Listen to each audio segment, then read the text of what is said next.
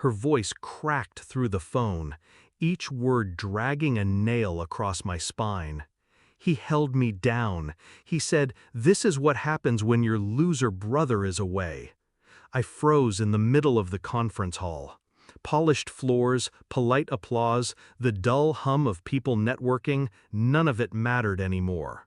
I asked where she was. She couldn't answer through the sobbing. Then a different voice came on the line. Male, amused. "She's learning a lesson. Stay out of it, or you're next." The call ended. For a moment, my hands hung at my sides, perfectly still, like the rest of me had been carved from ice. I looked at the stage. Some man was talking about leadership, innovation. The air smelled faintly of cologne and money. I stood, walked out, and kept walking. 3 states away felt like another world. At the curb outside, I called a number I'd buried in my phone, the kind you keep for the day you hope never comes. He answered on the first ring. No pleasantries, no questions. "Where?" he asked. I told him. I wasn't flying home alone. On the plane, I replayed her voice. Every hitch atween sobs, every tremor. She was 16, my sister, still a kid. I pictured him, my ex-wife's new fiancé. Broad-shouldered, the kind of man who thought size was power. I'd met him once.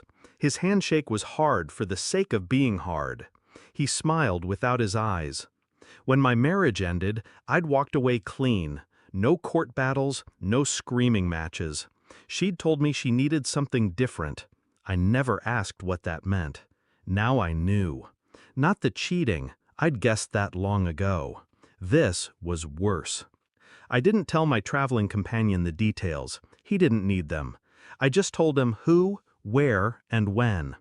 Some men act out of anger, others out of duty. I was doing neither. This was calculation. We landed after midnight. The streets were quiet, the kind of quiet that makes you notice how loud your thoughts are. I didn't go to her house first. I went to his. From the sidewalk, I watched the dark windows. His truck was parked outside. A dent in the fender. Mud on the tires. No alarm system. He was too arrogant for one. I memorized the layout from the shadows. The back door, the fence, the light over the garage that didn't work. The next day I played normal. I went to the police, filed a report, watched them take notes like they were writing a grocery list. One officer's eyes told me they weren't going to do anything. So I made my own list. I found his social media, his gym schedule, his preferred bar on Fridays. I tracked his fiancée, my ex, just enough to know when she was home and when she wasn't. And I watched my sister. She tried to pretend she was fine. She wasn't. Her eyes avoided mine. She flinched when I moved too quickly. The conference badge was still in my pocket. It felt like a souvenir from another life. 3 days later, I had the footage. Security camera from the neighbor's porch. Grainy, but clear enough. Him dragging her by the wrist, shoving her into the house. I copied it to a thumb drive, printed still frames, dated, time-stamped. That night, I knocked on his door. He opened it, smug already. I handed him the envelope, said nothing. He opened it. His eyes narrowed, then widened. His mouth moved, but no sound came out. I held his gaze until the silence felt heavy enough to crack the walls. Then I turned and walked away. No yelling, no threats, just the weight of what he'd seen and what I could do with it. The next morning, the footage was in 3 places. Emailed to his employer, his gym, and the school where his niece attended. I didn't need to call the police again. I knew they'd call him soon enough. By noon, my ex-wife called me, screaming, cursing, telling me I'd ruined everything.